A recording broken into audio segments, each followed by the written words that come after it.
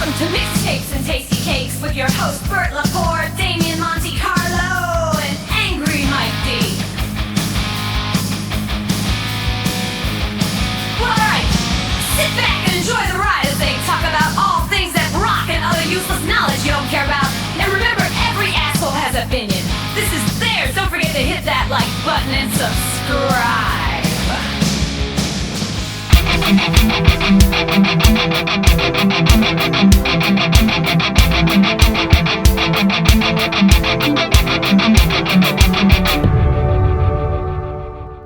All right, we're back. Another episode of Mixtapes and Tasty Cakes. This one we're doing, man, this is even crazy to even think.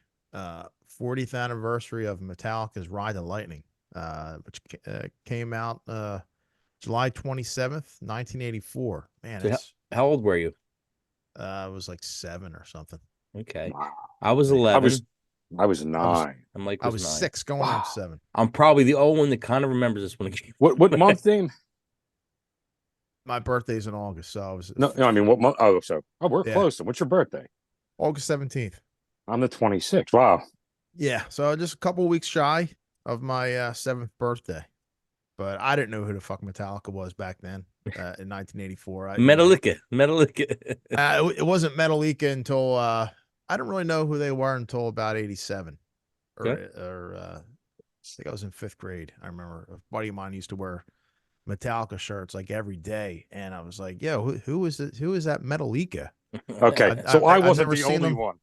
No, well, they weren't on MTV or anything because Right. they didn't have videos. No so radio.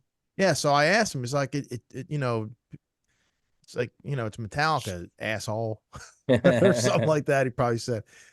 I said, I never heard of him. He said, yeah, you should check him out. So I remember my grandmom used to take me to Sound Odyssey every week or whatever. And when I went in there, they had Garage Days, I think it just came out. And we didn't have much money when I was growing up. I only had maybe $5 or $6, and the cassette tape had the price on it, the $5.98 EP or something. So I was like, great, I have enough money, so I bought that. That's all I had money for. And from then on, I was hooked. But so that was your first Metallica item, was Garage Days. Yeah. How about you, Mike? The cassette is worth. I had the cassette tape. It's worth money. Oh yeah, I believe because it was it went out of print. How about you, Mike? Yeah, first Metallica. For me, it was Injustice for All. Okay. Like, I just remember I would see him in like the magazines and everything, and I'm like, you don't know what they sound like. So it's kind of like, all right, like I had friends, but nobody really listened to them. And then it was like all of a sudden Injustice came out, and everybody's listening to their back stuff after that. So yeah. But for me, it was more Injustice. Moving on, even Puppets kind of, but like the first couple albums for me, I kind of didn't really listen to until later on. Right. I did hear Fade to Black probably when it was out around that time, but I didn't. My first Metallica I picked up because I'm still young too was Master of Puppets, and then I went back and bought the first two. But I'll get into that in my final thought. And all right, so we're gonna do our let's talk about the Metallica Ride the Lightning record, and we're gonna do least to worst, or no, least to best. And this is a pretty damn good record either way. And we usually don't include instrumentals, but for Metallica, we're going to include the instrumentals. It's pretty good. I think might be a couple other bands too, but especially Metallica. I mean, their instrumentals weren't like throwaway songs. They sound like songs. Yeah, they were like very very complex. There was a lot going on. I mean, they're some of these instrumentals that we've come across that we reviewed and decided to skip. They're like 2-minute long, kind of like interlude things, 3-minute songs. So yep, doesn't really make sense to count. Fun factor: there's still 2 songs that float on this record that still Mustaine has a part of writing in. Was it 2? I thought it was only 1. There's 2, I think. I think there's 2 offhand. I couldn't tell you offhand. I have it pulled up. Yeah, you're right. It was 2. What 2 were they? Ride the Lightning and Creeping Death. Okay. Yeah, he wrote. No. Ride the Lightning and the Call of Ktulu. Okay, yeah, it's that pretty guitar. Well, you kind of could tell because this guy's that Megadeth kind of sounding thing. Hey Bert, who's on your shirt? Yeah, who is that? Tattoo artist? Oh, I thought it was your wife at first. No. I'm like, you got a shirt of your wife? Ryan, I forget what the hell's Ryan's last name. Ryan, I'll post it. Ryan, though. She's a tattoo artist. She was on the tattoo show and stuff like that. Really good, I just man. see Just does some great stuff. I just see like the half of the face like this, and I see the poofy hair at the top. I Yeah, thought it no, was this girl's It's like the great, girl man. from Sopranos. Oh yeah, Dre. Kind of looks like her. Yeah. Yeah. All right, so yeah, let's start this countdown here. Coming in at number 8, Trapped Under Ice. What do you got, Damo? Yeah, I think we're all on the same page with the bottom two. They weren't. It's not a bad song. It's just kind of forgettable, I guess. Maybe it's definitely like a deep Metallica track for sure. Trapped Under Ice. I still like it though. There's parts of it that I like. The chorus is definitely pretty memorable. I gave it a 7 out of 10, which was the lowest score I gave. Which is still good. Which is still good. Yeah. Yeah. Mike D. Yeah, I gave it a 6. I mean, it was a nice, fast-paced track, but really didn't do much for me. It wasn't horrible, it was kind of just there. But it was better than just average. So I figured a 6 is fair for that. Trapped Under Ice, I gave an 8. It's a good thrasher. It just kind of chugs and pounds its way through. It's got some awesome changes in there, which Metallica does well, The bridge part is a standout part for me. I think it definitely sticks in your head. It's a good song. It's not one of their best, but they have so many great ones, but it's a good song. Motorheadish. Yeah, well, they're definitely influenced by Motorhead. Definitely. Okay, coming in at number 7, Escape. What do you got, Damo? Yeah, I like this a little better than the previous one. I really like the guitar riffs in this one. I gave it a 7.5 out of 10. Pretty much the same thing could be said that I said for Trapped Under Ice. Great song, definitely a deep track. I don't even know if they played that live. I remember hearing something. I think they played it not too long ago. Maybe, yeah. When they played, probably when they did the whole record. Yeah, its entirety. I think that was like the only time they played it live. That's crazy. I think it was one of their least favorite songs. Probably. Yeah. I think that. I don't think they're a fan. Even though I think this is James' favorite record from what I read. Yeah, it's one of my favorite records. Mike D. I actually like this one. It kind of starts off, on the heavy side, then it gets a little poppy in the chorus, and then it just kind of starts driving from there. I think it gets better as you listen to it, and even like give it a second or third listen.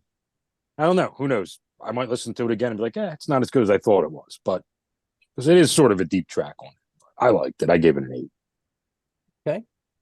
Escape, I gave a 7.5. I'm with Dame with this. Cool opening part, pretty straightforward vocal line. The vocal hook's pretty good in the chorus. It's got a great middle part though, and that's definitely real cool. I like the stop parts in the song, the siren in the background with the ending, where the reprise comes up. It's still hooky. It's still really, really good. It's just so many other better songs on the record. But great song, still good. 7.5, still highly recommend it. Okay, coming at number 6, The Call of Ktulu. Yeah, I mean for an instrumental track, it's solid, man. There's a lot of drama going on in that song. A lot of changes and vibes and stuff in there, and might be my favorite out of all the instrumental songs that they've done. Actually, the one on Master of Puppets. Orion is probably the. Okay, this is probably number 2. Yeah. But I do like this a lot, and I gave it an 8 out of 10. I think it's a great, well put together song. Okay, Mike D.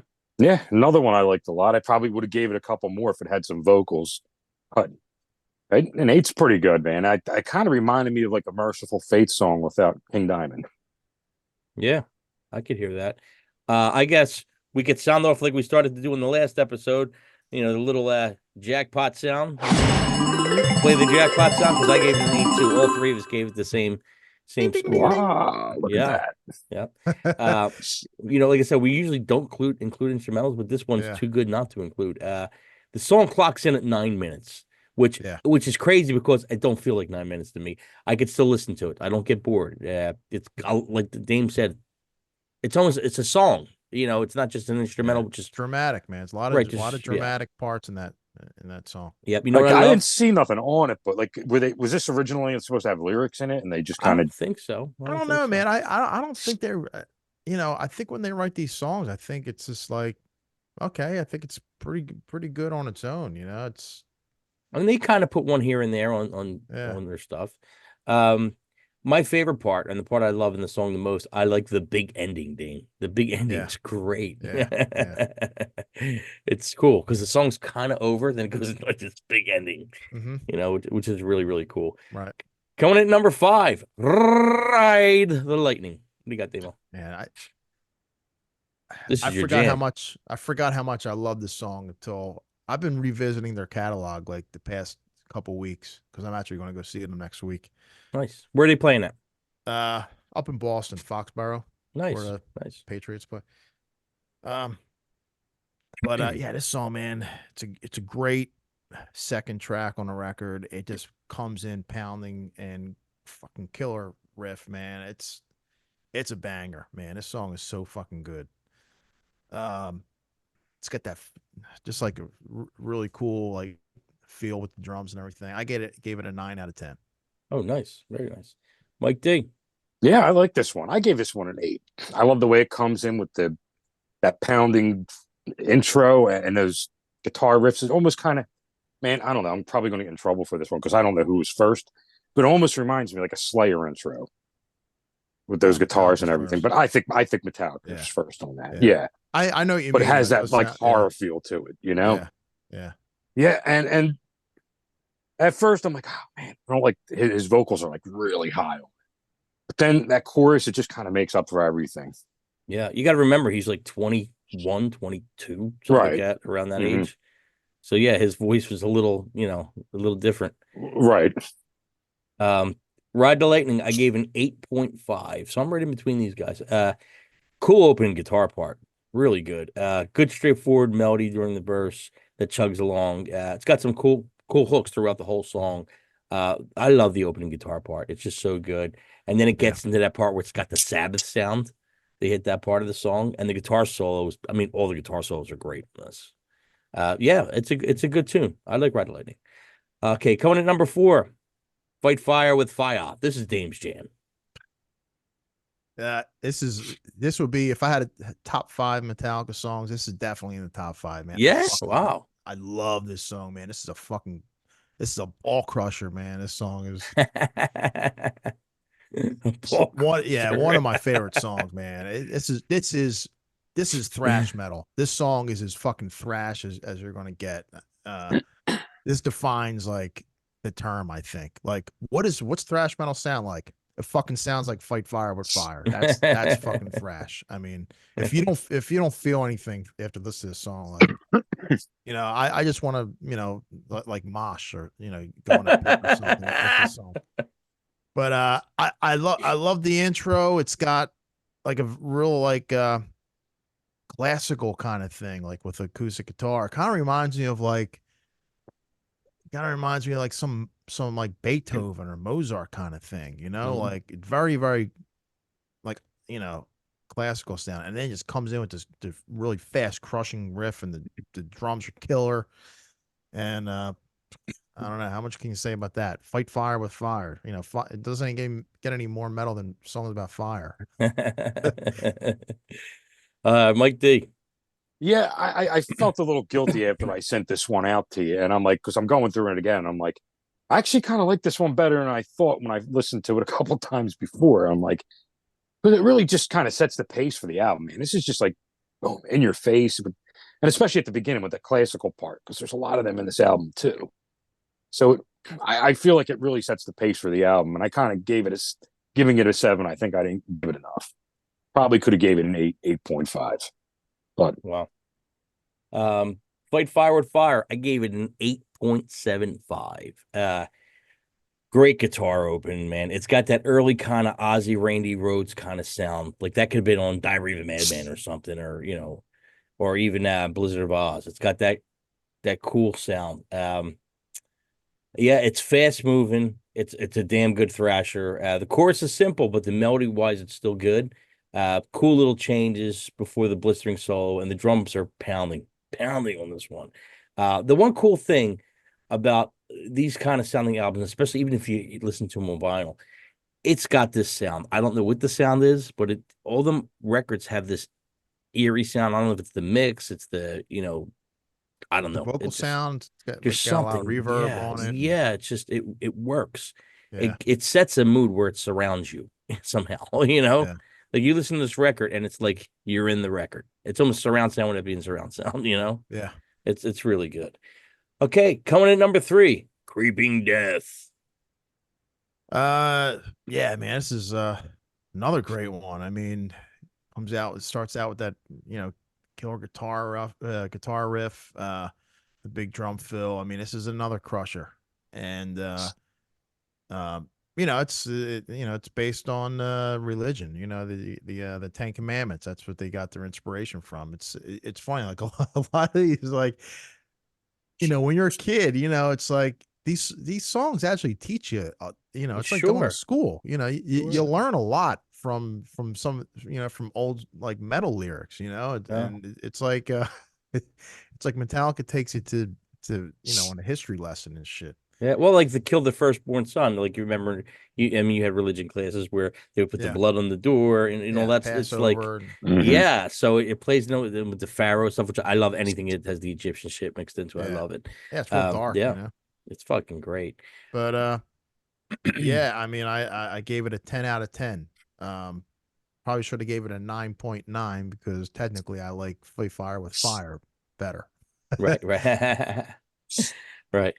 Mike D. Yeah, I don't know.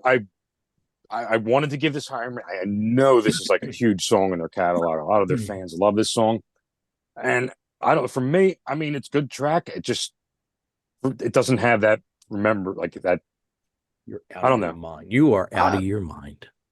Mike, Gee, if you see them live, if you've seen this live, this it's is a probably whole the different most story. Yeah, it's probably the most memorable song because at the end where they do that die, it's in my notes, man, yeah. dude, I get goosebumps. You see them live, the whole, like, you're in a fucking stadium, 60,000 people saying die, and they just let that go. They let the crowd do that verse, the vocal for a part. while. Die. That's all you hear, and then they come in and the band comes back in with that part, with the musical part. But just that is like, dude, that's fucking powerful. Yep. So if you never seen them live, you wouldn't know with that, I guess. Okay, so maybe, but I mean, I still liked it. I mean, I'm not saying it's horrible. I'm saying it just not one of the memorable ones for me off the album. For you, yeah. Okay. Well, we're all different. Yeah. Creeping Death, I gave it a 10. Awesome setup in the beginning of the song, blistering straight into a thrashy guitars and cool drum beats. The storyline and vocal delivery is great. The middle part's awesome. The song's even better live, which we just were talking about. The crowd gets pumped when they play this. It's exactly what Dame said. I'm repeating it. It was in my notes. Also, it's like, song's a great song, and then when you hear it live, it's like, wow. You'll never listen to the song the same again once you hear it live. You're like, this song's friggin' great. Yeah. Okay, so for the number 2, number 1 spots, these probably could be interchangeable. Could have went either way. But for number 2, For Whom the Bell Tolls, what you got, Damon? Yeah, one of their classic songs. I mean, I almost gave it a lower score just because I'm kind of tired of it. For me, it's a little played out. I overplayed it a lot when I was younger. I'm just kind of like I don't need to hear it again. But I pushed all that shit aside. I was like, man, this is fucking great. So I gave it a 9.5 out of 10. Yeah, I mean, when you do that, you got to think of it as the whole, right? Yeah. You don't want to take away because you're tired of it. I mean, like, I love Deuce, but I heard it a billion times. I still would have to give it a good point. So what did you give it? A 9.5, right? Because and the reason why is because look, Fight Fire with Fire is the first track, and to me that's a perfect 10. Yeah. So, I'm not going to give another song a 10 if I like that one a little bit more, Right. So I just based everything off of that. Okay. Mike D. It's funny because I don't give too many 10s.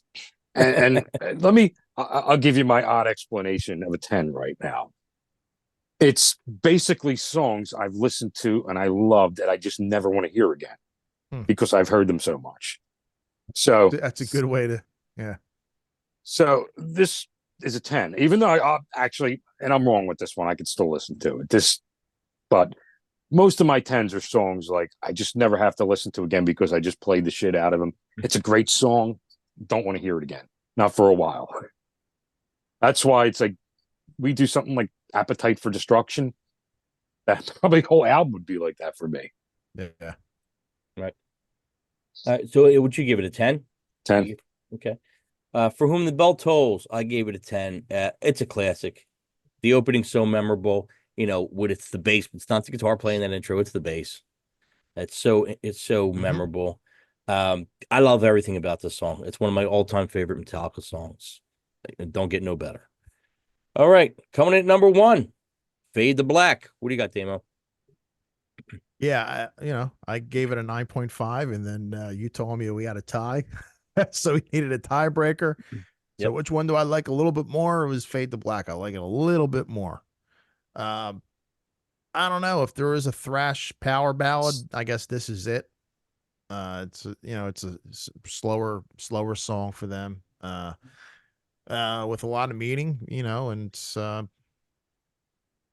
just one of their classic songs, and a classic song for their catalog and for the genre. So I gave it a 9.6. Okay, very cool. Mike D. Another 10 from me. An odd 10. I mean, Mike's got 2 10s on this record. That's Two 10s, yeah. Doesn't give them out that often. But yeah, what else to say? I mean, if I had to pick which one would be higher for me, it would probably be For Whom the Bell Tolls. But they're just so close, I couldn't even. Yeah. Go either way. Yep. Fade to Black, I gave it a 10. This is my third 10 on this record. So I gave For Whom the Bell Tolls, Fade to Black, and Creeping Death all 10. So you got 3 10s out of me on this album. Fade to Black, it's so good. It's so eerie. Both guitar parts in the beginning that counteract each other are so memorable. Great melody, great lyrics. I mean, you could feel the song. You put the song on, you feel it, man. You get the chills, all the changes melt together so nicely. I mean, it's another Pretty Perfect song. It's a great song. And you figure this came out in 84. It's still great. Mm-hmm. And it's a slow song, which is odd for Damien. Damien don't like anything that's kind of a little slow. So, it's actually surprising that this is one of your favorites on the record, but it's a great song. It sets the mood. You can't deny it. Yeah. Yeah. So, with all our numbers together, combining, as I'm looking here, Damiano gave Ride the Lightning an 8.825. Mike D gave it an 8. I gave it an 8.843. And the total for Ride the Lightning is 8.55, which is a pretty high rating for us. It's a must-have record rating. Mm-hmm. Yeah. So final thoughts, Dame. What do you got? Yeah, I mean, this is after the first record, Kill 'Em All, this is a huge step up. I mean, in like the musicianship, in the songwriting, the production, it's like night and day. I mean, between the first and second, I think it's a metal classic. It's as far as Metallica records, it's probably I actually like it a little bit better than Master of Puppets. Really? Wow. Yeah. It's close though. Yeah. Yeah, it's definitely one of my favorite ones. I mean, look at all those great songs that are on this record. 8 tracks, and you have the 2 possible throwaways. I mean, it's fucking top to bottom, man. It's a solid record. We might have to pit those two against each other. That could be a What's match. This one and Master of Puppets. Yeah. Mm-hmm. Yeah. That would be tough. That would definitely be tough. Mike D, final thought. Yeah, this is probably, like I said, these are probably as a whole album. It's probably the most unfamiliar. This and the first one. If I had to actually give this a rating, I'd probably give it an 8.5 or a 9 as a whole. But yeah, from beginning to end, I mean, there's still not a clunker on it. Right, I agree. My final thought is this album's a must-have in your collection. Actually, the first 5 Metallica records are a must. I would say. I mean, I have them all and like them all, but the first 5 are definite. Mm-hmm. I mean, it's so good. You could definitely hear their influences on the early records. You could hear Motorhead. You could hear Merciful Fate. It's all swirled in there, mixed with their own deal. Um, this band became one of my favorites as soon as I heard them. I heard Fade to Black. It was probably my first Metallica song I ever heard. First record was Master of Puppets, and then I went back and I bought, Kill Them All, Ride the Lightning, and then which by the time the Garage Days EP came out, right before and Justice for All, I was pumped for Injustice for All. I was ready, and that's right. I mean, everybody probably around my age bracket and older knew of them from Underground, but that was the record where they were going to break, and they broke, but then they broke even bigger with the Black Album. But yeah, it was a good time, man, for music. I mean, if I look at it, I would say, how you kind of know what your favorite band is, right? And then after that, everything's interchangeable because it changes so much. Because 1 year you like this more than this, and then who comes out with an album that you don't like, So I would say, I mean, really, I would say, I mean, Kiss has always been my favorite band, and it's probably Sabbath, and then Metallica's got to be right up there. I mean, even though I like Iron Maiden, Type O Negative, Danzig, and all that, I mean, Metallica's got to be top three. Has to be. I'm looking for me at least. First one's easy. After that, it's kind of a little interchangeable. They got a really good, solid catalog. I mean, oh yeah, every band has like that one album, the odd album, yeah. Which they have, but even like the Load records aren't bad. They're way better now. Listen back to them now; they're even better. Yeah. They're good, like hard rock records, and a lot of great tracks on those. And like I said earlier, I've been listening to their catalog a lot, and even like the last three, like they're good. I think Hardwired is fucking great. Hardwired is real good. Man, that's really, really that good. might be the best one out of the last three to 10. Oh yeah, and they're all good, yeah. But that one might be the best out of the best three. out of them. Yeah. But yeah, even looking at Saint Anger, I think if Saint Anger had the Black Album mix, I probably love it. It's a shame. I really like the songs on there. I just hate the way they're done. It's their elder. Yeah, and I think it has to do with the mix. It's more than mix. Right. It's that snare and the cymbal. It's just I don't know. Yeah. It hurts a little bit, but yeah, I do like the songs. I really do. It's just so raw that you can't get into it. It's too raw. Yeah, they definitely have potential. Yep.